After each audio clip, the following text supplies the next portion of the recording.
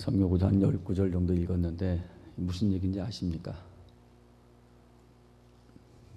오늘 내용 무슨 내용이에요? 읽었는데 뭐 말인지 몰라요. 여러분 신분을 받으려면 어떻게 해야 돼요? 뭘 가져와라 그러면 그걸 제대로 이해해야지만 신분을 제대로 할 수 있지 않습니까? 신앙도 역시 마찬가지로 하나님 우리에게 말씀했다면 이 말씀이 무슨 의미를 가지고 있는지 제대로 이해를 해야 제대로 믿을 거 아닙니까? 때문에 이 신앙에 있어 중요한 것은 하나님의 그 언약의 말씀을 여러분들이 바로 이해해야 합니다. 이단이 뭐예요? 해석 잘못한 거거든요. 엉뚱하게 해석하는 그것은 우리가 이단이라고 얘기하지 않습니까?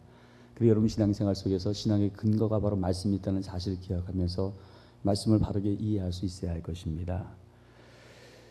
보통 교인들이 교회에 등록하는 것을 보면은 한 93% 이상이 목회자의 설교다 그런 조사가 있습니다. 목회자의 설교에서 교인들이 등록을 합니다. 그러나 실상 몇 개월 지나고 나서 그 사람들이 교회에 정착하는 것을 보게 됐을 때 목회자의 설교가 차지하는 비중은 불과 한 34% 정도밖에 안 됩니다. 오히려 그거보다도 이 셀 모임 속에서 이 사람들이 그 다른 사람과 교절하고 교회 어떤 사역에 동참하게 됐을 때 이 교회에 제대로 정착하면서 신앙생활하는 것을 보게 되어집니다. 새신자 이렇게 들어오게 됐을 때 있죠. 구역에 편성하는 것이 사실은 쉽지는 않습니다. 그리고 구역만 잘 만나게 되어지면 그 다음에 그 사람은 거의 100% 정착을 합니다. 근데 좀 구역장에 시원찮은 사람 만나게 되어지면 그 다음에는 그 신앙생활 이렇게 하는 것을 보면 좀 힘들어하는 것을 보게끔 되어집니다. 여러분 오늘 본문의 말씀을 통하여서 우리가 지금 발견할 것은 앞으로 우리들이 셀교회의 비전을 가지고 초대교회처럼 성도가 서로를 섬기고 세워주는 이 사역을 감당해야 되는데 어떠한 마음을 가지고 그와 같은 일을 행해야 할 것인가에 대해서 오늘 본문의 말씀을 통해서 우리가 몇 가지를 발견하고자 합니다. 이 데살로니가 교회라는 것은 어떤 데 아시죠? 바울이 여러 가지 힘든 가운데서 데살로니가에 복음을 증거합니다. 그랬더니 뭐 가만 놔둬 유대인들이 또 와서 핍박을 하니까 할 수 없이 도망가 버려요. 그래서 환란 가운데 세워진 교회요. 또 예수 믿는다고 해서 많은 핍박과 환란이 있던 그 교회였습니다. 그럼에도 불구하고 바울이 이들을 향해서 감사하지 않습니까? 믿음의 수고와 사랑의 그 인내와 뭐 소망이라는 인내를 이들이 가지고 있는 이 모습들을 보면서 바울은 그들을 칭찬하게 되어지는데 나중에 이제 4장에 넘어가면 우리가 그 내용을 발견하게 되어지지만은 이들의 그 신앙의 가장 핵심은 종말이 있었습니다. 주 예수 그리스도의 오심을 그들은 바라보면서 그런 핍박과 환난 속에서 최선을 다하며 신앙의 길을 걷게끔 되어집니다. 근데 바울에게 있어서 이 데살로니가 교회는 특별한 교회였습니다. 여러분 그 구역에서 이 사람들에게 돌보면서 정말 여러분이 전도해가지고 그 사람이 그 구역에 들어와서 내가 그 사람을 그 양육해서 기르는 사람하고 본래부터 이렇게 교회에 나왔던 사람하고 같을 수는 없을 겁니다. 여러분 그래요 안 그래요? 바울은 뭐라고 얘기합니까? 그리스도 안에 일만 스승이 있지만 고린도서 4장 15절 그 얘기하고 있죠. 내가 너희를 복음으로 낳았다는 거예요. 자기가 전도해서 자기가 양육해서 자기가 세운 사람들이 바로 데살로니가 교회 교인들입니다. 그러니 바울의 그 마음이 어떻게 있겠어요? 그러면서 더욱이 자기가 떠나고 난 다음 많은 환란이 있을 것을 바라보면서 이 사람들이 신앙 안에서 무너지서는 안 될 터인데 하는 염려와 근심 속에서 사실은 이 데살로니가 전서를 쓰게 되었는데 이 내용을 가만히 보면 우리가 앞으로 하나님의 교회에서의 셀리더의 사역을 감당할 때 어떠한 모습으로 해야 할 것인가 하는 것을 우리는 발견케 되어집니다. 여러분 먼저 그 6절 말씀을 보시기 바랍니다. 6절 말씀 같이 한번 보겠습니다. 지금은 디모데가 너희에게로부터 와서 너희 믿음과 사랑의 기쁜 소식을 우리에게 전하고 또 너희가 항상 우리를 잘 생각하여 우리가 너희를 간절히 보고자 함과 같이 너희도 우리를 간절히 보고자 한다 하니. 여러분 사랑해 봤습니까? 사랑하면 어때요? 상대 생각합니까? 생각하지 않습니까? 사랑한다 하면서 1년 내내 얼굴 한번 보지 않으면 그 사랑하는 겁니까? 안 하는 것입니까? 어때요? 셀원들 사랑하십니까? 사랑해요? 일주일에 한 번씩 앉아요? 조엘 코미스키의 셀교회 폭발해 보면은 셀이 성장하는 교회를 그 구역을 보게 되면 셀원끼리 같이 모여 앉아 있는다 그래요.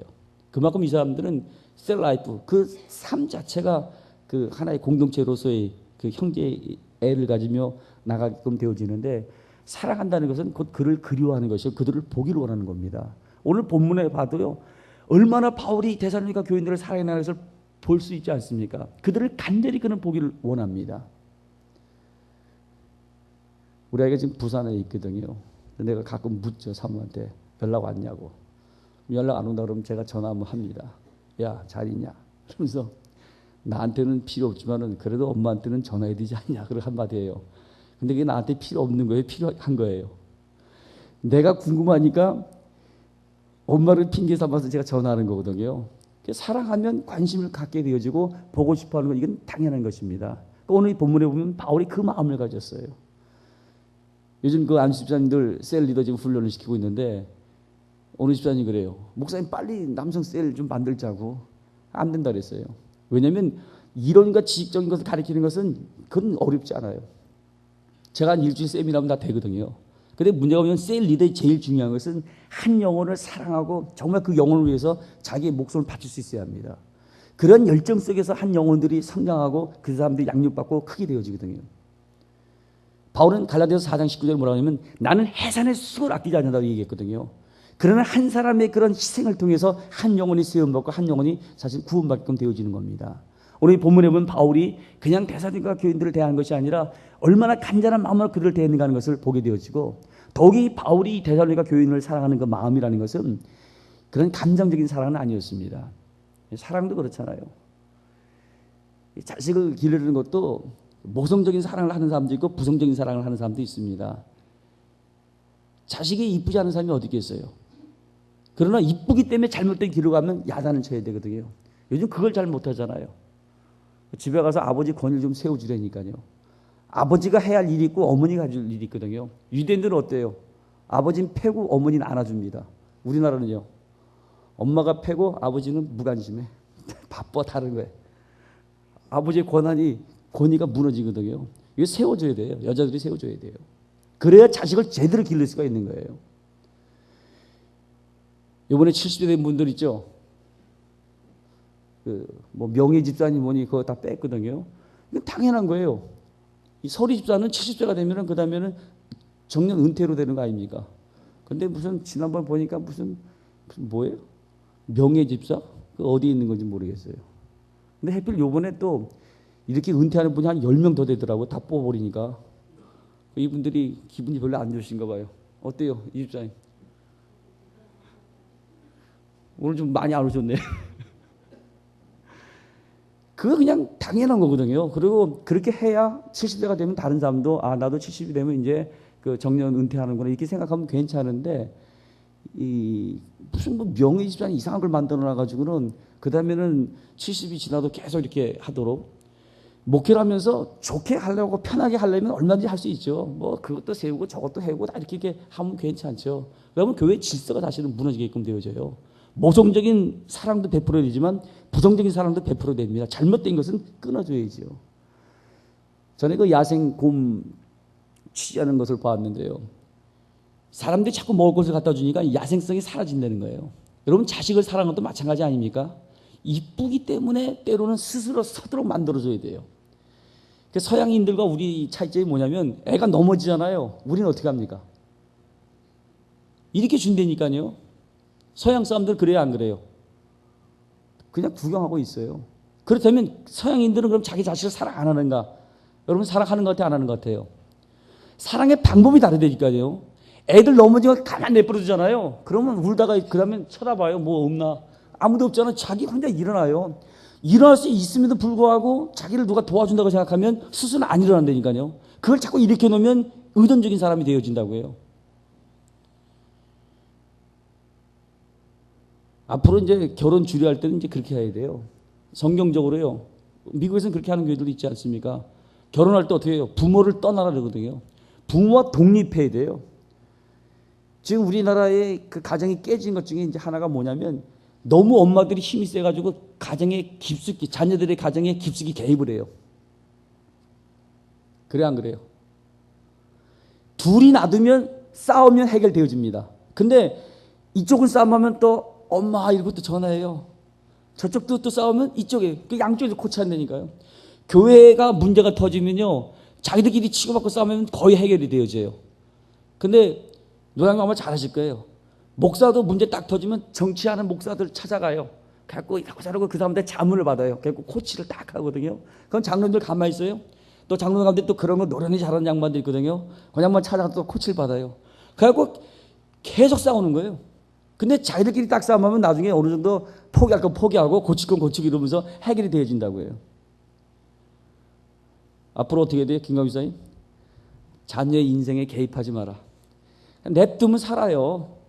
그래서 거기서 서로 조율해 나가면서 이렇게 하는 것이지, 그 자꾸 개입하게 되어지면 더 그 사람들이 생활하기가 좀 어려워집니다. 미국하고 거의 비슷한 상황 속에 지금 우리나라가 이렇게 되어지는데, 미국 보면 그런 거 많이 나오죠. 사위하고 장인하고 짜가지고는 장모 골탕을 먹여요. 그러니까 장모가 파워가 자꾸 세니까 이 장모 힘을 갖다가 빼기 위해서 그런 일을 하는데, 우리나라도 이제 점점 그렇게 될 거예요. 하여튼 여러분들이 그 사랑하는 건 물론 좋은데, 그 사랑이 모성적인 사랑과 감성적인 사랑으로서만 치우쳐서 안 되는 거죠. 잘못되었을 때 이것을 바르게 세우는 자세도 필요한 겁니다. 나중에 이제 이 데살로니가 전서 그 후서까지 이렇게 보게 되어지면, 바울은 그들을 정말 사랑했는데 사랑했다 해서 그들을 내버려 둔 것이 아니에요. 잘못된 길로 걸어갔을 때는 굉장히 엄격하게 책망하게끔 되어집니다. 이것도 사랑의 또 다른 표현이라는 사실들을 기억해야 합니다. 그러면서 바울이 걱정한 것이 있었어요. 여러분, 바울이 뭐 걱정한 것 같아요? 한번 5절 말씀 보세요. 이러므로 나도 참다 못하여 너희 믿음을 알기 위하여 보내었노니 이는 혹 시험하는 자가 너희를 시험하여 우리 수고를 헛되게 할까 함이로니. 자기가 지금 세운 교회인데 뭔가 이상한 사람들이 들어와서 이 사람들 갖다가 미혹할 것 같은 걱정이 사실은 바울에게는 있었습니다. 그래서 여러분 2절에 무슨 얘기가 나와요? 우리 형제 곧 그리스도 복음의 하나님의 일꾼인 디모데를 보내오니, 이게 나와 있죠. 이들을 보기를 원했지만 바울은 갈 수 없는 상황이었어요.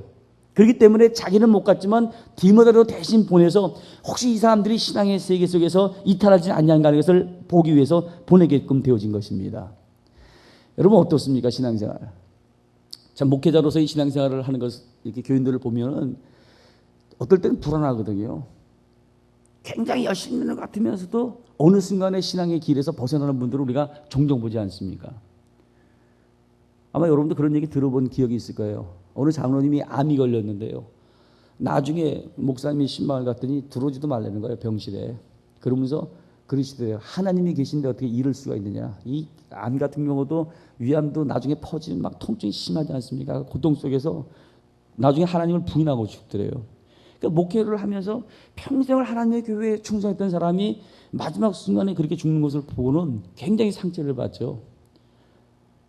그렇기 때문에 교인들이 이렇게 신앙생활하는 것을 보면 마지막 순간까지 이 사람들이 신앙을 지키냐 지키지 않냐 이것을 사실은 보면서 그 안타까워하게 되어지는데, 오늘 본문에 나타난 바울도 바로 그 심정입니다. 자기가 데살로니가 교회를 이렇게 세워놨더니 혹시 미혹하는 자들이 와서 이들을 신앙의 세계 속에 실족하게 만들지는 아니할까. 그래서 그들의 사랑하는 마음속에 디모데를 보내게 되어지는데, 이것이 바로 리더의 심정이라는 사실을 기억해야 합니다.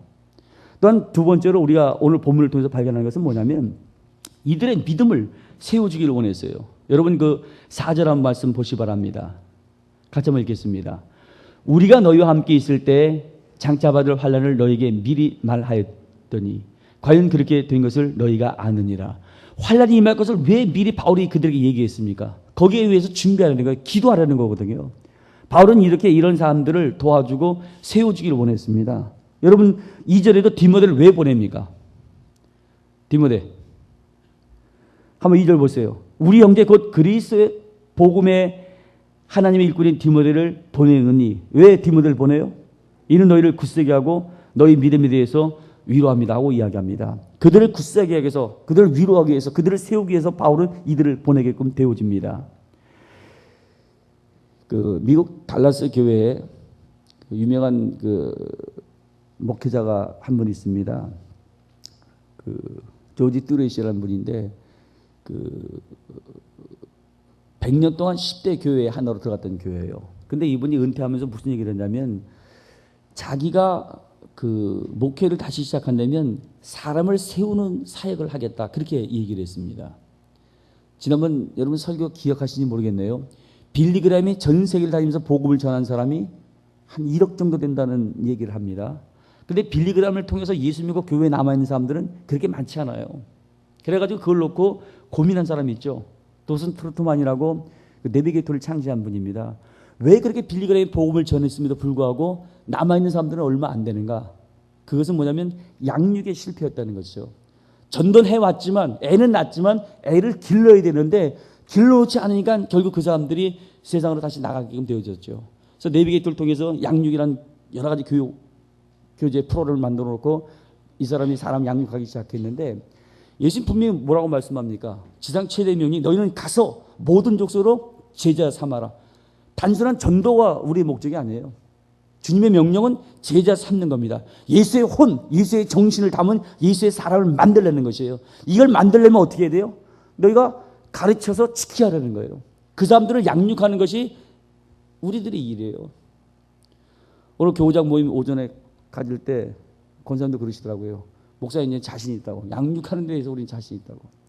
교회가 그래야 되거든요. 새로운 신자가 들어왔을 때 이건 문화 충격과 같아요. 이 사람이 교회 안에 적응하기 위해서 이 사람들을 돌아봐주고 이 사람들을 양육해야 되거든요. 애는 낳으면 뭐합니까? 난 아이를 제대로 기르지 못하면 그 아이가 스스로 쓸 수 있어요. 그러니까 교회 안에서 우리들이 그 신앙의 삶을 살아가면서 다른 사람들을 돌아봐주고 다른 사람들을 세워주는 것을 최고의 가치를 여기고 교회의 문화가 그렇게 흘러갈 수 있어야 합니다. 그 로세티라는 사람이 있어요. 이 사람은 젊을 때 화가가 되길 원했는데 그만 기회가 없어서 화가 일을 접게 되어집니다. 그 나이가 들어가지고 그래도 젊었을 때 그 꿈이 있기 때문에 그림을 이 사람이 그려가지고는 당시 최고의 화가를 찾아가요. 그러면서 이 그림을 보니까 어떠냐? 이 사람이 앞으로 화가가 되어지면 대성할 수 있겠냐고 물어요. 그때 그 그림을 탁 보더니 얘기를 안 하는 거예요. 괜찮다고 얘기 좀 해달라고 했더니 이 사람은 화가의 자질이 없으니 이 사람에게 그림을 그리지 말라고 하라고 그런 얘기를 하더래요. 그때 이 사람이 부탁을 해요. 그러면 또 하나의 그림이 있는데 그 젊은 사람의 그림인데 그 그림을 한번 좀 평가 좀 해달라. 그래서 이제 그림을 갖다 줘요. 근데 그 그림은 이가 젊을 때 그린 그림이었어요. 근데 그 그림을 딱 보더니 화가가 그림은 잘 못 그렸는데 이 그림 안에는 화가의 혼이 박혀 있다는 거예요. 이런 사람은 조금만 훈련시키면 뭐가 된다는 거예요. 이 사람 데려오라는 거예요. 근데 그게 이 사람이 젊을 때 그림이었거든요. 왜 그렇게 됐냐면 그가 그림을 그렸을 때 옆에서 누가 격려해주고 누가 칭찬해주고 이렇게 도와줄 사람이 있어야 되는데 그 그림을 보고 사람들이 자꾸 비난했다는 거예요. 거기서 이 사람이 좌절하면서 더 이상 그 그림을 그리기를 포기했다는 겁니다. 여러분 교회 안에서 새로운 사람들이 오게 되었을 때 그런 사람들에게 자꾸 기회를 주고 그 사람들을 세워주고 돌아봐주는 이런 것들이 우리의 문화가 되어줘야 돼요. 이것은 그 사람을 살릴 뿐만 아니라 결국은 나 자신을 살리는 삶이라는 것을 기억하면서 교회가 이런 마음으로 살아가야 돼요. 다른 사람들 돌아보고 사랑을 베풀고 그 사람들의 믿음을 세워주는 것, 이것을 우리의 가치를 여기면서 살아가야 합니다. 더욱이 오늘 본문의 말씀을 보게 되면 마지막에 10절에 바울은 무슨 얘기를 합니까? 10절에 죄하려 심히 간구함은 너희 얼굴을 보고 너희 믿음의 부족함을 온전케 하려 함이라. 바울의 그 소망이 쭉 나와 있지 않습니까? 누구를 위해서 기도해요? 어때요? 셀 리더들. 여러분 기도 정말 할 때 누구를 위해서 많이 기도하는 것 같아요? 여러분 자신도. 서울대학교에서 정신 그 병 1위가 목사님들 사모님이에요. 사모 역할이라는 것이 그리 쉽지 않거든요. 근데 오늘 사모님 그런 얘기 하더라고요. 집사님이 아프면 한 달 전에 감기 걸린 사람도 목사님이 그러신대요. 요즘 좀 어떠시냐고. 근데 자기 아내가 사모님이 아프면 은혜가 안 된다고 쳐다도 안 본대. 문제 있는 양반인데 실제로 여러분들이 리더가 되어서 다른 사람들에게 돌아보다 보면 자기 기도나 자기 식구들보다는 더 그들을 향해서 이렇게 마음이 가는 것을 여러분 스스로 느낄 것이에요. 실제로 그들을 전도해보고 양육해보게 되어지면 그렇게 되게 되어지는데 바울의 마음이 바로 그런 심정이었거든요. 더욱이 바울이 오늘 이 본문의 말씀을 보게 되어지면 9절에 뭐라고 얘기합니까? 9절 한번 보세요. 우리가 우리 하나님 앞에서 너희를 인하여 모든 기쁨으로 기뻐하니 너희를 위하여 능히 어떠한 감사함으로 하나님께 보답할꼬. 그랬죠. 그 바울은 자기가 세우는 이 대사님과 교인들을 바라보면서 그거 놓고 기뻐하고 감사합니다. 내가 무엇이간데 이들에게 하나님의 복음을 전파해서 이들이 그리스도를 믿음으로 말미암아 이러한 그 변화의 역사가 일어나게 되었는가. 이 사실을 바라보면서 바울은 그 하나님 앞에 기뻐하며 감사하게 되었는데 여러분 3절 말씀 보시기 바랍니다. 3절에 뭐라고 되어 있어요?